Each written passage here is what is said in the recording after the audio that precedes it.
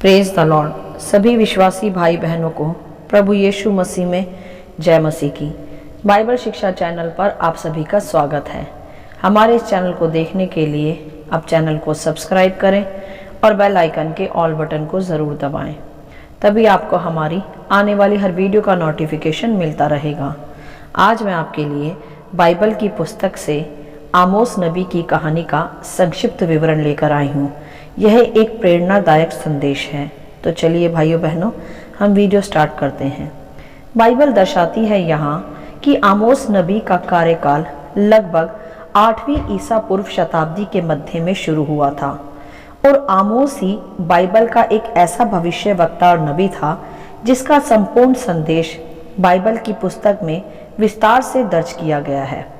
Bible स्पष्ट करती है मेरे प्रियो कि आमोस यहूदा के एक नगर का एक साधारण सा चरवाहा था जो भेड़ बकरियों को चराया करता था और वह भविष्यवक्ताओं के परिवार से ही संबंध रखता था और आमोस एक साधारण जीवन व्यतीत करता था।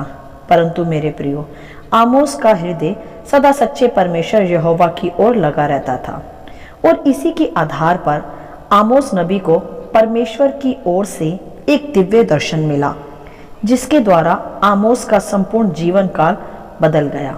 हालेलुया। जिस संदेश में मेरे प्रियो परमेश्वर ने आमोस से यह सब कहा कि तुम मेरे एक दूत अर्थात संदेशवाहक की तरह मेरा संदेश संपूर्ण इज़राइल में प्रचार करने के लिए नियुक्त किए गए हो, और वह प्रचार इस प्रकार हो कि संपूर्ण इज़राइल अब अपने समस्त पापों का, गलतियों का जो उन्होंने परमेश्वर के विरुद्ध की है उसका अब वह सच्चा पश्चाताप करें, और यदि वे लोग ऐसा नहीं करते तो परमेश्वर का न्याय उन पर भारी दंड के रूप में प्रकट होगा। हालेलुया। तब बाइबल आगे स्पष्ट करती है कि आमोस ने यह आज्ञा उस दर्शन के द्वारा स्वीकार की और चरवाही का काम छोड़कर तुरंत परमेश्वर की आज्ञा को पूरा करने के लिए निकल पड़ा। मेरे प्रियो, यहाँ हम देख सकते हैं परमेश्वर की दया को, उसकी करुणा के भाग को, जो कि प्रकट करता है कि परमेश्वर नहीं चाहता कि कोई भी मनुष्य नाश हो, वरन मनुष्य अपने सारे मन से, सारे हृदय से पश्चाताप करे। और जब मनुष्य मन फिराकर परमेश्वर के पास आता है तो परमेश्वर उस पर दया कर उसे क्षमा भी करता है और अनंत जीवन प्रदान भी करता है। हालेलुया। जैसा कि इज़राइल के परमेश्वर ने सदा के लिए इज़राइलियों पर किया भी। और दूसरी करुणा हम देख सकते हैं परमेश्वर की, जो कि एक साधारण चरवाहे आमोस पर प्रकट की। उसे परमेश्वर ने एक दिव्य दर्शन के द्वारा एक विशेष व महत्वपूर्ण काम के लिए नियुक्त किया। और मेरे प्रियो, आमोस ने भी उस दर्शन को पाकर परमेश्वर की आज्ञा को पूरा करने के लिए वह तुरंत समर्पित हुआ और उसने अपना सब काम छोड़कर परमेश्वर की आज्ञा को पूरा करने में अपना जीवन बिताया। हालेलुया। मेरे प्रियो, यह है परमेश्वर की बड़ी दया एक साधारण से चरवाहे पर और मानव जाति पर, और उस मनुष्य का समर्पण भी परमेश्वर के प्रति हम यहाँ देख सकते हैं, जिससे हमारे सीखने की व समझने के लिए एक प्रेरणादायक संदेश यह है कि जब हमें भी परमेश्वर किसी विशेष काम या योजना में और अपनी बुलाहट में बुलाए तो मेरे प्रियो, हमें भी परमेश्वर पिता की आज्ञा का पालन कर तुरंत प्रभु के पीछे उसकी योजना के आधार पर जीवन जीना चाहिए। हालेलुया। जैसा कि आमोस भी अपना सब कुछ छोड़कर उस दिव्य दर्शन को प्राप्त कर उस बुलाहट को पूरा करने के लिए दौड़ा, और परमेश्वर की विशेष योजना भी उसके द्वारा इज़राइल के लोगों के बीच पूरी भी हुई। हालेलुया। आगे बाइबल बताती है, इस प्रकार जब आमोस नबी की सेवा आरंभ हुई तब आमोस ने अपने प्रचार में पापों के प्रति, बढ़ते भ्रष्टाचार के प्रति लोगों को उस समय में सचेत किया। आमोस के समय में लोग परमेश्वर को छोड़ धन, ऐश्वर्य व झूठी भक्ति और धार्मिकता के पीछे चल पड़े थे, जिसमें कि गरीबों का, अनाथों का और विधवाओं का भी बड़ा शोषण किया जाता था। तब ऐसे समय में आमोस का संदेश एक चेतावनी के रूप में लोगों के बीच में प्रचार किया जाता था, जो कि इस प्रकार था कि यदि लोगों ने अपने अपने पापों से सच्चा पश्चाताप नहीं किया तो उन्हें परमेश्वर की ओर से भारी दंड सहना पड़ सकता है। आमोस ने यह भी प्रकट किया लोगों पर कि उनके अधर्म व पाप के कारण यह देश विनाश की ओर बढ़ता चला जा रहा है और इसी कारण मनुष्य पर, मानव जाति पर भारी दंड आ सकता है। हालेलुया। मेरे प्रियो, इसी प्रकार के संदेशवाहक के रूप में ही आमोस की बुलाहट थी परमेश्वर की ओर से, और आमोस की इस भविष्यवाणी व संदेशों को ऊंचे अधिकारी व ऊंचे पद के लोग आसानी से स्वीकार नहीं करते थे, क्योंकि वह उसे एक साधारण चरवाहे के रूप में ही पहचानते थे। इसी कारण वह हठीले बने भी रहे। परंतु मेरे प्रियो, आमोस उन्हीं लोगों के बीच में सत्य से प्रचार करता, बड़ी दृढ़ता व हियाव से कहता कि सत्य का पालन करो, पश्चाताप करो, नहीं तो न्याय तुम पर प्रकट होगा। और आमोस ने यह भी स्पष्ट किया कि परमेश्वर मेल बलि व बलिदानों को ही नहीं चाहता, वह चाहता है मन के बदले जाने को। हालेलुया। मेरे प्रियो, आमोस के पश्चाताप के विषय प्रचार व संदेश को हम आमोस की पुस्तक के 5वें अध्याय में विस्तार से पढ़ सकते हैं, और आगे आमोस की पुस्तक के 6ठे अध्याय में हम विनाश व दंड के विषय में विस्तार से पढ़ सकते हैं, जो स्पष्ट करता है कि परमेश्वर का वचन स्पष्टता से कहता है कि यदि मनुष्य अपने अपने पापों से सच्चा पश्चाताप नहीं करते तो परमेश्वर का क्रोध व उसका दंड भी उन पर आ सकता है। और बाइबल स्पष्ट करती है मेरे प्रियो कि आमोस की भविष्यवाणियों के समय में राजा यरोबाम का राज्यकाल हुआ करता था, और वह एक क्रूर राजा था, और वह आमोस की चेतावनियों को खारिज करता रहता था। उसी राजा ने आमोस को वह देश छोड़कर बागदद जाने को भी कहा था। इसका वर्णन आप अध्याय 7 में विस्तार से पढ़ सकते हैं। हालेलुया। बाइबल स्पष्ट करती है मेरे प्रियो कि राजा की दी गई उस धमकी से आमोस ने डरने की बजाय निडरता से राजा को चेतावनी दी।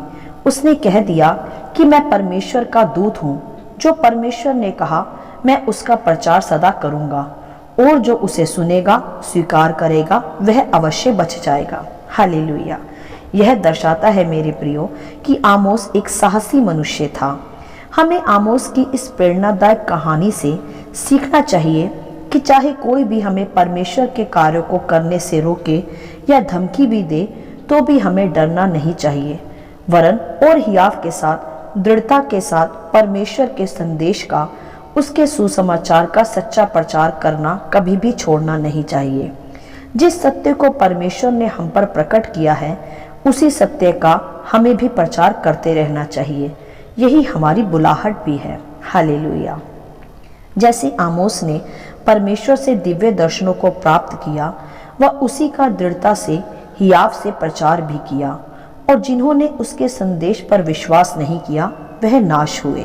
मेरे प्रियो, आमोस नबी की कहानी किसी नबी की ही कहानी के विषय नहीं है, वह है मानव जाति को परमेश्वर की ओर फिरने के विषय, सच्चे पश्चाताप के विषय, वह आज्ञा उल्लंघन और पापों उपरांत आने वाले दंड के विषय भी है, जो सचेत करती है यदि हम परमेश्वर के विरोध में पाप करते हैं तो हमारे ऊपर दंड भी आ सकता है। मेरे प्रियो, आमोस नबी ने भी इस पुस्तक में यही प्रकट किया कि परमेश्वर का न्याय समय आने पर मनुष्य पर अवश्य प्रकट होता है, और इसी को आज हमें समझने व सीखने की आवश्यकता भी है। हमें भी अपना जीवन परमेश्वर के नियमों, उसकी धार्मिकता के आधार पर व्यतीत करना चाहिए। और मेरे प्रियो, उन लोगों के लिए आमोस नबी की पुस्तक में चेतावनी है जो दूसरों का, अर्थात निर्बलों का, विधवाओं का, अनाथों का शोषण करते हैं। वे भारी दंड के योग्य होते हैं। हालेलुया। मेरे प्रियो, आमोस नबी का संपूर्ण जीवन हमें प्रेरित करता है हियाव से, दृढ़ता से परमेश्वर के कार्यों के लिए खड़े रहकर प्रचार करने व सत्य से अवगत कराने के विषय, फिर चाहे इसका परिणाम कुछ भी क्यों ना हो। मेरे प्रियो, आमोस नबी की चेतावनी भरी पुस्तक व उनका संदेश आज भी हमारे लिए एक प्रेरणादायक संदेश ही है, जो हमें सदा स्मरण दिलाता है कि हमें परमेश्वर के भय में अपना जीवन बिताना चाहिए, और यह भी कि हमें परमेश्वर के लिए हियाव से सत्य का प्रचार सदा करते रहना चाहिए व अपनी बुलाहट को इस पृथ्वी पर पूरा करना चाहिए, बिना किसी परिणाम के परवाह किए हुए, जैसे आमोस ने राजा यरोबाम के समय में भी हियाव से सत्य का प्रचार किया और आमोस का प्रचार परमेश्वर का ओर से एक चेतावनी के रूप में लोगों के सामने दिया जाता था, जिससे बहुत से लोगों ने उस समय में पश्चाताप भी किया और जिन्होंने उसके प्रचार पर, उसके सत्य पर विश्वास नहीं किया, वे नाश भी हुए। हालेलुया। तो मेरे प्रियो, आमोस नबी की यह कहानी हमारे लिए एक प्रेरणादायक संदेश यह है कि हमें अपनी बुलाहट में परमेश्वर के पीछे दौड़ते रहना चाहिए। चाहे हम साधारण मनुष्य ही क्यों ना हो, हमें सदा स्मरण रखना चाहिए कि जिस परमेश्वर ने हमें अपनी योजना में बुला लिया है, वह हमारे द्वारा बड़े बड़े कार्यों को भी पूरा करेगा और राजाओं के सामने भी हमें हियाव से प्रचार करने के लिए, सत्य को बोलने के लिए सामर्थ्य भी देगा।